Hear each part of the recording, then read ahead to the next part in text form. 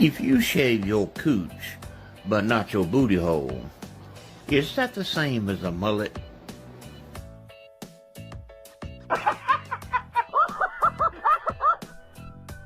My tongue out her ass and left. I'm on TV! Oh shit! First cops, now this? Oh.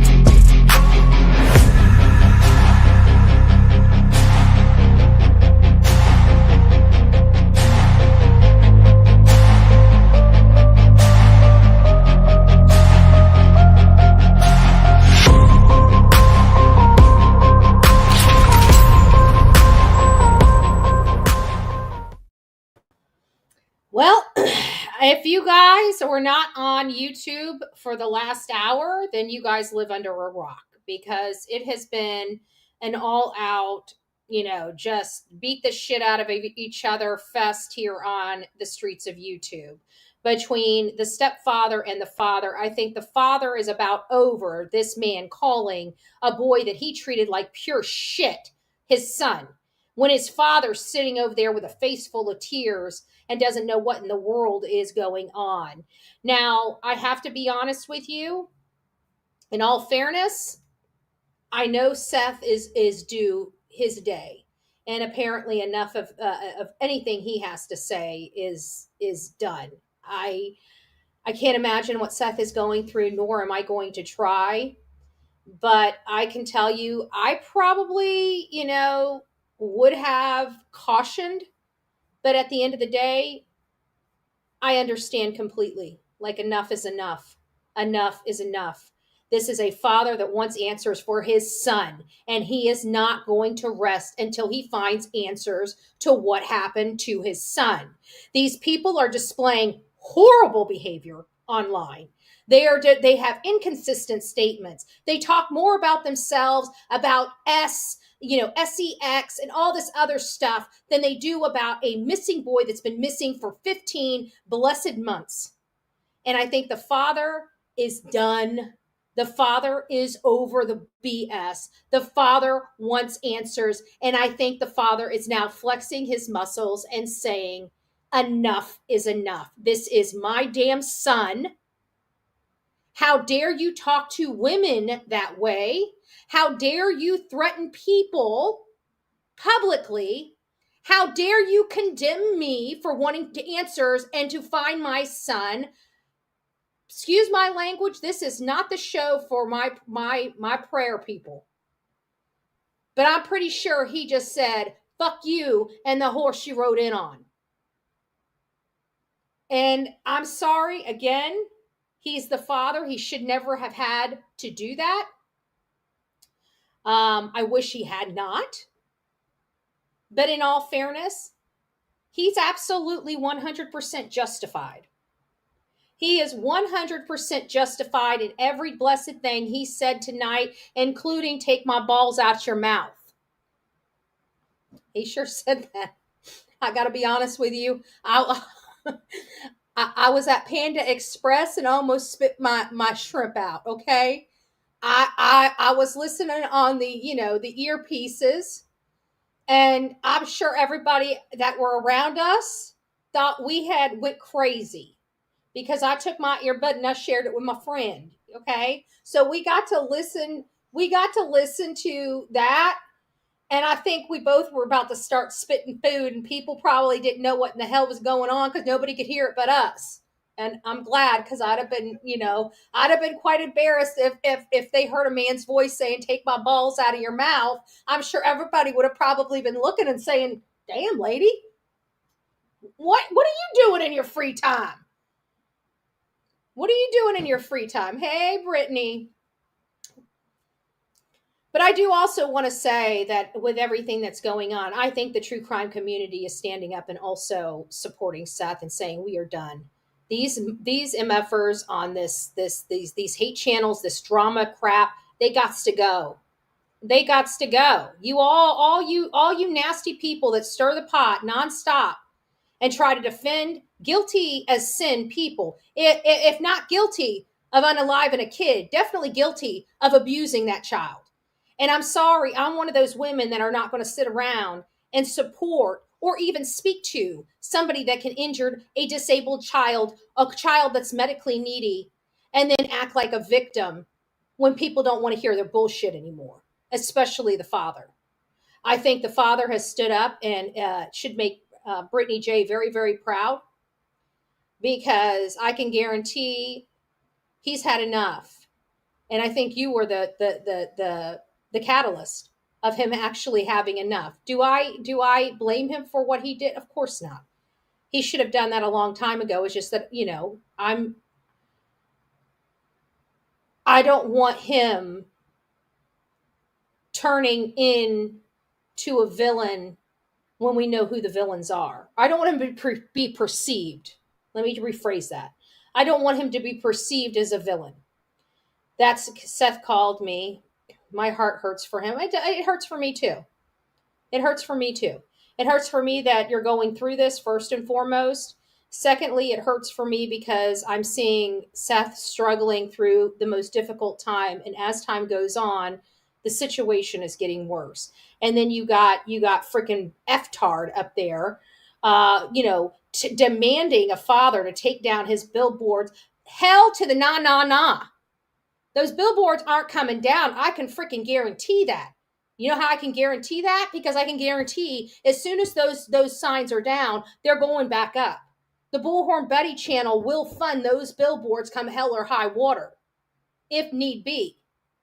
They're not coming down. They're not coming down, and they say what they say. Us that have been here know exactly who they're being spoken to, but the people out there in the streets, the people passing those signs, surely do not. So for all the new people that are going to be coming to this case, what I don't want them to hear is, S-toys and anal you-know-whats, along with a father telling the stepfather to get his balls out of his mouth, okay? It's kind of hard to say this with a straight face, excuse me. But what I will say, anybody that has a problem with Seth letting go can kiss everybody's white breaded ass, whatever breaded ass you got, the hairy ass and all. You guys can kiss it all, right?